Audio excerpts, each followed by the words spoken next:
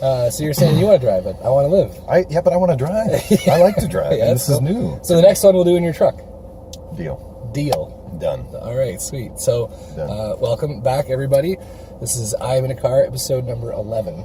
Ooh. And I got Adrian here from KJ Urban Winery and Craft Brew Supplies. It's prominently displayed logo, yes. Also a great logo. Also a great logo, yes. Big day today. It's Game 4. Game 4, Wednesday. 4 in Toronto. What is it? Wednesday, the April 19th. Of April? Yes, 19th of April. Timestamp. That just happened. Bam. So thanks for joining us. Yeah, thanks for coming. Coming to get me. Yeah, no problem, man. It's my pleasure. So we're going to take a little drive. Fair. Maybe we can start off with kind of a little intro to Adrian, where you came from and what you're up to these days, your business and that kind of stuff. Well, sure. Yeah, let me see. Oh boy. So my business, yes, it is indeed. It's difficult to know where to start.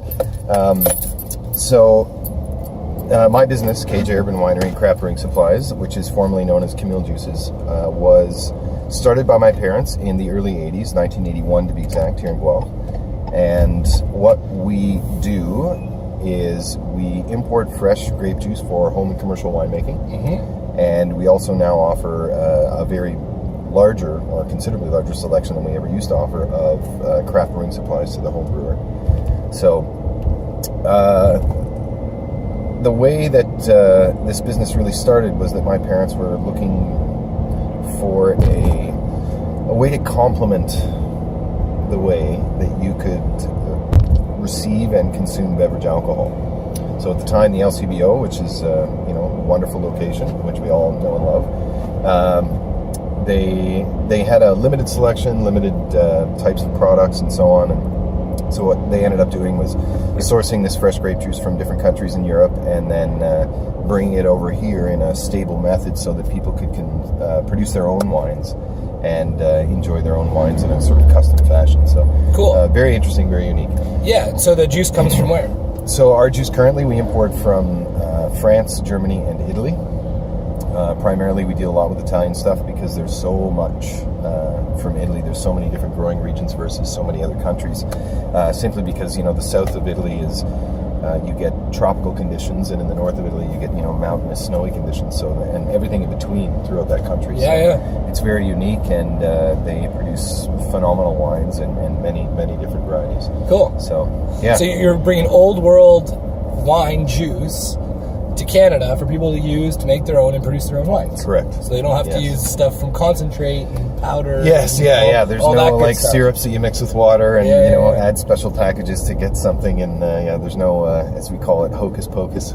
There's nothing like that. And I mean, testimonial. I have a whole bunch of cases of your wine at my house. And, right. Yummy. We've done custom branding logos and that kind of stuff on them. And when I serve them to friends, no one has a clue. Oh, really? That they're not from the LCBO because they taste so good. Yeah. And I think there's like a stigma around making your own wine and it being kind of subpar. Yeah. But I mean, I know for sure that my partner in crime, Megan. Wonderful lady. I kind of made her into a wine snob because I just bought good wines when she started drinking. Yeah. So she's like my litmus test, and if she likes it, then it's good, and she enjoys our wines on the regular basis. I too have someone like that at home. Yeah, you do. Yeah. She's amazing. She is, yes, oh yeah. Okay, so then let's just getting into kind of like a leadership conversation. Okay. Your team is growing. You got a lot of working parts in your business. Mm-hmm. So when it comes to who you're going to figure out who you're going to have on your team and how you're going to manage your team. Is there anything that you kind of keep in mind when it comes to leadership that you practice day in, day out, or kind of have as a North Star guiding force? Yeah, there's really a couple of ways to answer that question.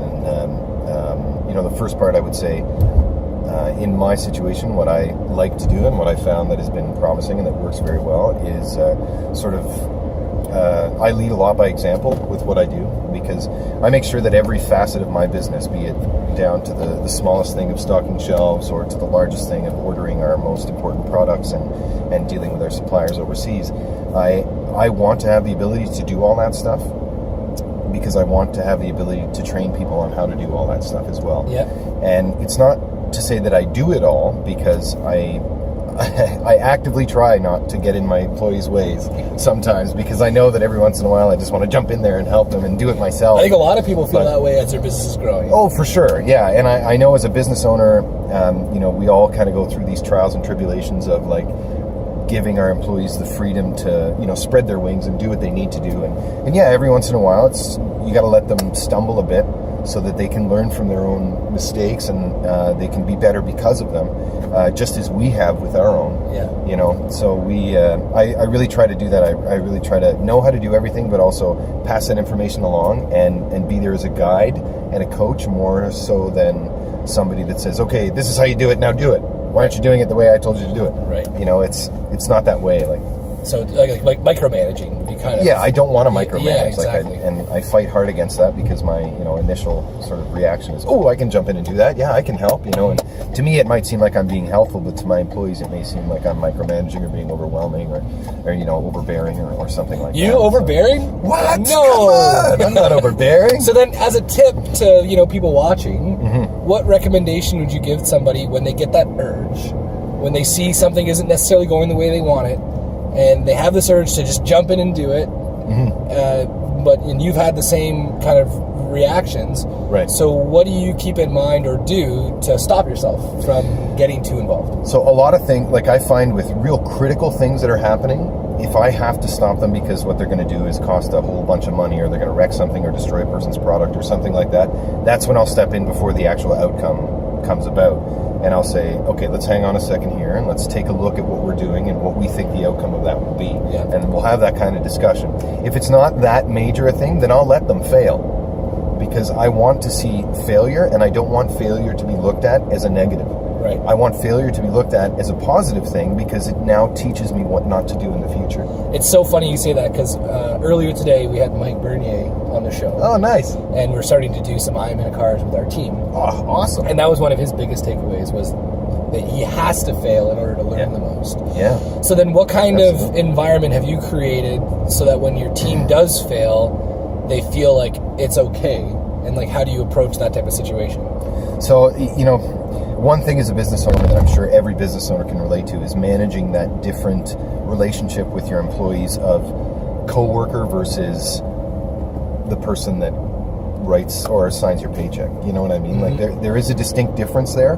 However, the attitudes that you display as that leader or business owner really reflect on how your employees engage with not just you, but with themselves, with the rest of them around.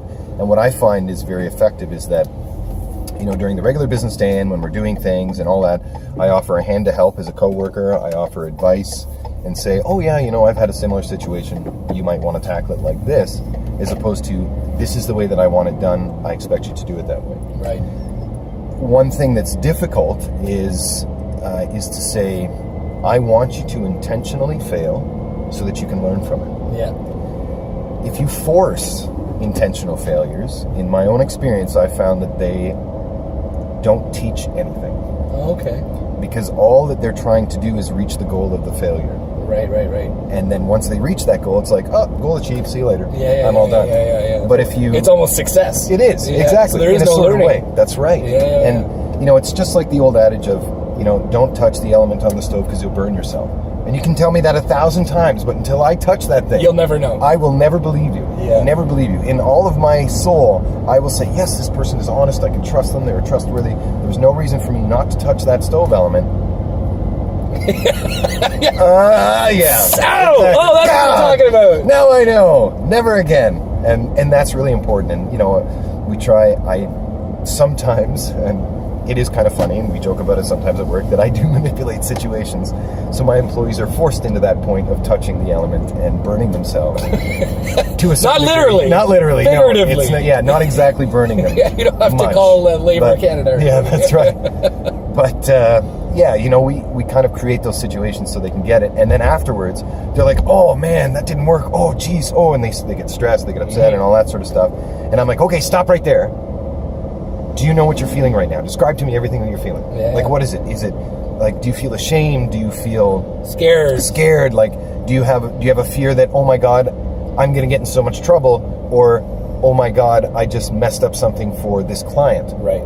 which one is it? If it's the fear, then I'll address that with you and say, hey, I'm not going to get mad at you. It's okay, blah, blah, blah. If it's the fear of you messing up something for the client, and that makes you really upset, that's kind of a good thing in my mind. Because I want you to know that, hey, this isn't cool, but I want you to know it through your own passion for that situation, as opposed to being, oh man, I'm just going to get in so much trouble and my boss is going to give me trouble. No, it's like they're taking ownership and you want to kind of encourage that. Exactly. And that leads me to that second sort of part of of answering your question, which is when we search for people to bring onto our team. And I've discussed this with Carly, my wife, many times. And what we try to do, because it's very rare that we find a lot of people in our industry that when we're trying to hire, that have a lot of home brewing experience, home winemaking experience, or the basic, science and knowledge to do that or to deal with that. Mm-hmm. So, and learning that after the first few trials of trying to hire somebody, looking for that specific experience and failing miserably at it, I said, you know what? I'm no longer going to hire for any experience. All I'm going to hire for is attitude. Because the attitude is the thing that I can't teach this person. Right. Regardless of how many times I beat my head against the wall and I say, I want you to smile when a person comes in. I'd like you to be very, passionate to this person's situation, regardless of how foolish it may seem to you at the time. Just be nice. Yeah. That's it. Yeah. Treat them as you yourself would want to be treated. Yeah. Plain and simple. Take care of people. Exactly. And then when we started hiring for the attitude of a person, the skills I could teach. Yeah. And it didn't matter what level of experience they had or what level of science knowledge they had. I could teach them all those fundamentals that they required. And therefore, I had this amazing foundation to work from. And all I did was build them up, as opposed to trying to help them build their foundation of customer service, of positive attitude. You don't have enough time. And all that stuff. It's not just that I don't have enough time, but that is considerably harder to do. Yeah, and it's interesting because so many people talk about the idea of hiring for attitude, but when you see the job descriptions that exist typically out there, it's skill-based, experience-based, and it seems like attitude hasn't quite hit the mainstream as the number one go-to. So it's really neat that you reinforce that message. Yeah, so now that you've created this environment where it's safe to fail, and you help your team go through that by discussing the emotional response they're having as they fail, so they can kind of figure out why they're experiencing what they're experiencing, as well as hiring for attitude. What impact has that had on the business? Well, the great part about it is that now when the direct effect that we see is when a client comes in and they express a situation, whether they're displeased with whatever they had from us as a producer of a product for them, or they had a problem of their own producing something and they needed help and guidance going through it, you could really sense the passion behind what our employee is telling them now. As opposed to just simply reciting a script that is very nondescript, like, oh, that's a blue sweater that you're wearing, Rob, and that's a very nice blue sweater, and yeah, it is! Blue is a great color. As opposed to, oh my God, blue is just the best. I love that color. Oh! It's so different. And it's so interesting. It's like, for instance, right now we're doing sample brews at the store. We're producing small batches of beers with different recipes. We're releasing recipes every month, saying the beer of the month sort of thing. It's available on our website, all the ingredients and stuff like that, and people can come in and check it out. The cool part about it is that my employees really didn't know that much about brewing before. Right. And when a customer would come in that had significant or even slight brewing knowledge, they would come in and say, oh, wow, that piece of equipment looks really cool. Can you tell me about it? Yeah. And my employee would say, oh, well, that piece of equipment is stainless steel. It works well, and it weighs this much, and this is its capacity. Yeah. And the person's like, oh, that's cool, useful information, I suppose, and thanks. Great. See you later. And they walk out. But then the next time, after we get the chance to use that piece of equipment and experience the same thing that person would be experiencing at home, now when that same question arises and my employee is asked that, my employee doesn't say, oh yeah, blah, blah, blah, blah, blah. They say, oh man, that thing is amazing. You got to watch out for this though, because that's a bit of a pain in the butt, but we had such a great success with it because of this, and this. And then now that person that's going home is going home with that piece of equipment. Yeah. Because they look at it and go, oh man, that is exactly what I need it for. Awesome. Or no, that doesn't fit my description at all, but maybe this one does. So then the impact on the business? The impact on the business, thank you for bringing me back to the point. The impact on the business is that we close more sales from more walk-in traffic than we ever have before, simply because of that connection of, hey, I'm just like you. Yeah. I've been there. I've seen it. I know what it's like. And the one thing that I've always told my employees as well, and that I pride myself on, is telling my customers what I don't know. Right. And we admit it. Yeah, 100% admit it. Like, they come in and say, well, I'm looking for this, this, and this. And I'm like, wow, that sounds really cool, but I have no experience with that. Yeah. I'm going to find out. Yeah.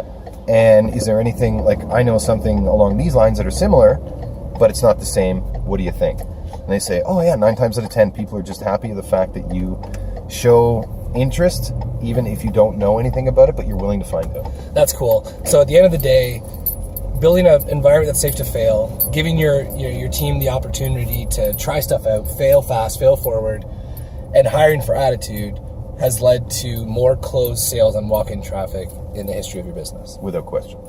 So it's actually increased your sales and affected your bottom line. It works. Like, it just flat out works. That's like, awesome. It's weird. People say, like, oh yeah, this is what you should do, and you can read it in as many self-help books and business books as you can. Yeah. But until you actually see how it actually works, when you just stand back as a business owner, which is hard, I know, but you stand back and you look at it from the big picture and you say, it's unbelievable that stuff works. Awesome. Like, how do I do more of this? Cool. And it just exponentially gets better. Awesome. Mm-hmm.